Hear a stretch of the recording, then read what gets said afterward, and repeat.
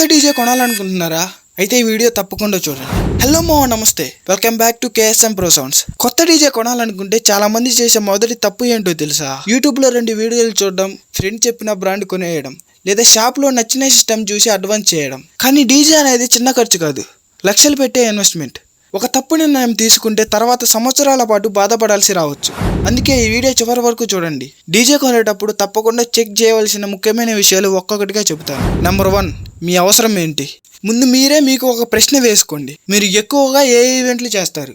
వెడ్డింగ్సా, road షోసా, college ఈవెంట్సా, indoor ప్రోగ్రామ్సా, అవుట్డోర్ షోసా? చిన్న ప్రోగ్రామ్కి సరిపడే సిస్టమ్ తీసుకొని పెద్ద ఈవెంట్లకు వెళ్తే సౌండ్ సరిపోదు. పెద్ద సిస్టమ్ తీసుకొని చిన్న ఈవెంట్లు చేస్తే ఖర్చు తిరిగి రావడం కష్టం. నెంబర్ 2, బడ్జెట్ అంటే కేవలం స్పీకర్ల ఖర్చు కాదు.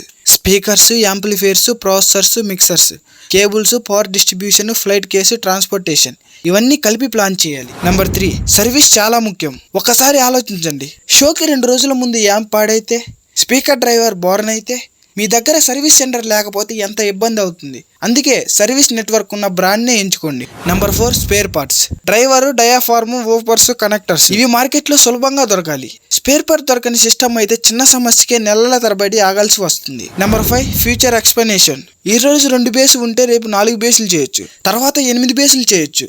అలా సిస్టమ్ని పెంచుకునే అవకాశం ఉండాలి.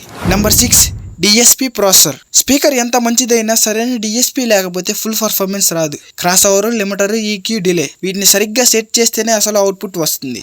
Number 7, amplifier matching. స్పీకర్కి ఏ యాంప్ పడితే ఆ యాంప్ని వేయొద్దు. పవర్ మ్యాచింగ్ సరిగ్గా లేకపోతే స్పీకర్స్ డ్యామేజ్ అయ్యే అవకాశం ఉంటుంది. నెంబర్ 8, డెమో లేకుండా కొనొద్దు.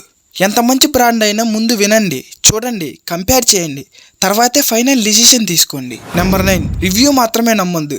ఒక్క వీడియో చూసి కొనొద్దు, వాడుతున్న వాళ్ళని అడగండి. Rental owners, sound engineers, DJ operators, వారి ఎక్స్పీరియన్స్ చాలా విలువైనది. డీజే కొనడం అంటే స్పీకర్స్ కొనడం కాదు, మీ బిజినెస్ ఫ్యూచర్ మీద ఇన్వెస్ట్ చేయడం. ఒక మంచి నిర్ణయం మీకు సంవత్సరాల పాటు లాభం ఇస్తుంది, ఒక తప్పు నిర్ణయం సంవత్సరాల పాటు నష్టాన్ని కూడా కలిగిస్తుంది. ఈ వీడియో మీకు ఉపయోగపడి ఉంటే లైక్ చేయండి. మీకు ఏ బడ్జెట్లో డీజే సెటప్ కావాలో కామెంట్స్లో చెప్పండి. ఇలాంటి మరిన్ని ప్రొఫెషనల్ డీజే టిప్స్ కోసం KSM Pro Sounds ఛానల్ని సబ్స్క్రైబ్ చేయండి. మళ్ళీ మరో ఉపయోగకరమైన వీడియోతో కలుద్దాం. జై హింద్.